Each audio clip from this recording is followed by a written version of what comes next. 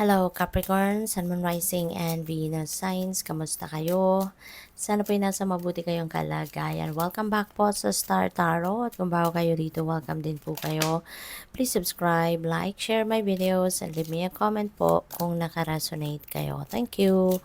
So first card ninyo, we have advancement. Sabi dito, strong energy is propelling you forward. Follow the steerings of your heart. Okay? Wag na kayong magpatumpik-tumpik pa. Wag na kayong magdalawang isip. Whatever it is that you've been wanting to do. Gawin mo na. Sundin mo kung anong binubulong ng puso mo. Okay? Kasi sayang ng pagkakataon. Maaaring meron ng kaya pinupush na kayo rito ng inyong spirit realm. Ng inyong spirit team kasi nandiyan na yung opportunity, para makatulong sa iyo, para na masundan mo na or magawa mo na kung ano man itong mga binubulong ng puso mo. Ano man itong gusto mong gawin. Okay? So, lakasan mo lang ang inyong loob. Siguro yun lang ang kailangan mo sa ngayon. Your next card, signs. The universe has been gently nudging you forward by revealing to you signs and synchronicities. Ayan, see? Meron ng nagpo-push sa iyo, pinapadalahan ka na ng mga nudges, messages, signs, symbols, synchronicities. So, full force na ang iyong spirit team, Capricorn, para i-push ka na sige na, gawin mo na. 'Di ba? Gawin mo na kung ano yung gusto mong gawin dito. Push forward na. Pero maaring hindi mo napapansin, Kaya ito, this is a heads up para sa iyo, or this is an eye-opener para sa inyo. Kasi baka napapansin mo na din na, teka lang, parang sign yun sa akin. This is a message para sa akin. Pero maaring hindi mo pinapansin, Inaano mo lang, nakikita mo lang, napapansin mo, pero hindi mo isinasabuhay, hindi mo ina-apply sa buhay mo. Kaya ito, heads up ito para sa iyo. Okay? Na marami ng gabay ang pinapadala sa inyo ng Divine Universe, pero hindi mo lang pinapansin. Gratitude, universal love shines through the miracles of life all around you. This is a reminder para sa iyo, na maraming mga biyaya na ang pinadala sa inyo ng Divine Universe or ipapadala pa sa iyo.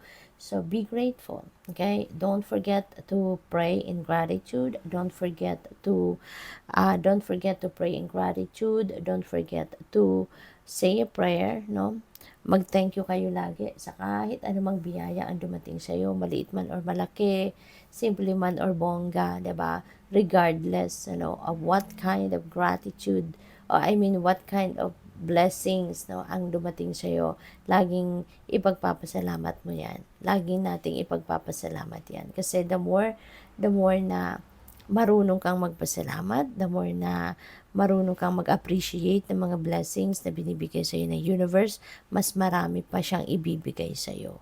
Mas marami pa siyang ibibless sa iyo. Okay? So, kaya wag kayong makakalimot na magpasalamat. While you are praying and asking for help, like you are praying and asking for what you want, mag-pray din kayo ng pasasalamat doon sa pinadala na sa iyo, doon sa mga biyayang binigay na sa iyo. Okay? So, what else? We have 9 of water. Wow, Capricorn, napakaganda nito. This is a time for happiness and joy kasi matatanggap mo na kung ano man yung mga pinapangarap mo. This is wishes coming true. This is dreams coming true.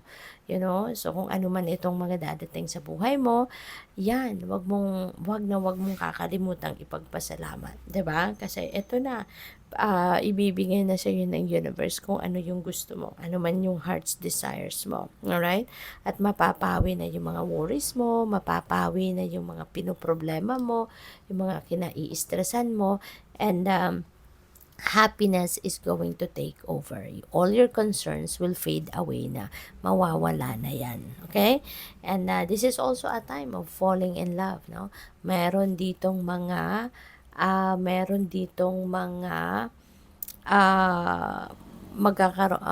dito sa inyo, Capricorn, not for all of you, pero meron dito sa inyo na magkakaroon na ng love life.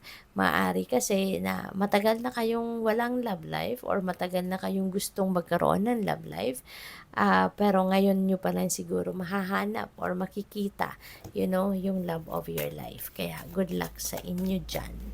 So, tignan natin kung ano pa ang mga messages.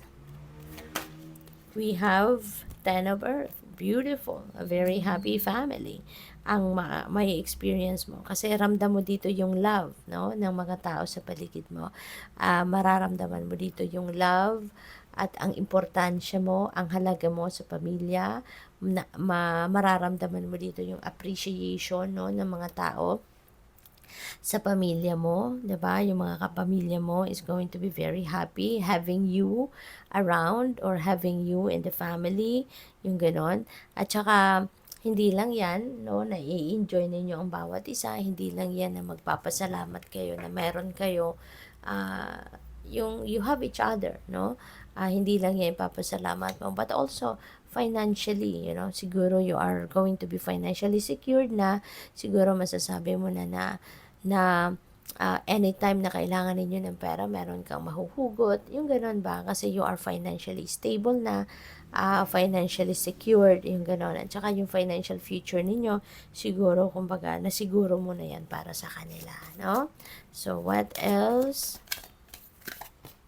We have King of Earth. You know what, Capricorn, napakagaganda. Kasi si King of Earth, this is also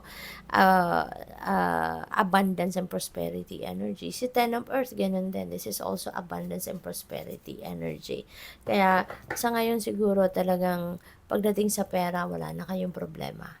Siguro pagdating sa pera, talagang ano na kayo, secured na kayo financially, no? At marami pa, no? Marami pa ang dadating na pera sa inyo, no? With the King of Earth energy, this is a very successful time then in your life. Maaring meron din dito mga financial blessings and financial opportunities that continue to come in sa buhay ninyo. At napakaganda, there are also lucrative offers para sa investment, trabaho, career, and whatever it is, no, that you touch sa ngayon turns to gold. Kumbaga, you are manifestor. Ano kayo ngayon, napaka-powerful manifestor sa ngayon. 'Di ba? Whatever it is that you touch will turn to gold. Kaya nandito sa inyo ang swerte, no? Nakabaling sa inyo ang swerte, lalo-lalo na pagdating sa pera. Kaya good luck sa iyo. Thank you for watching. Love and light. Namaste.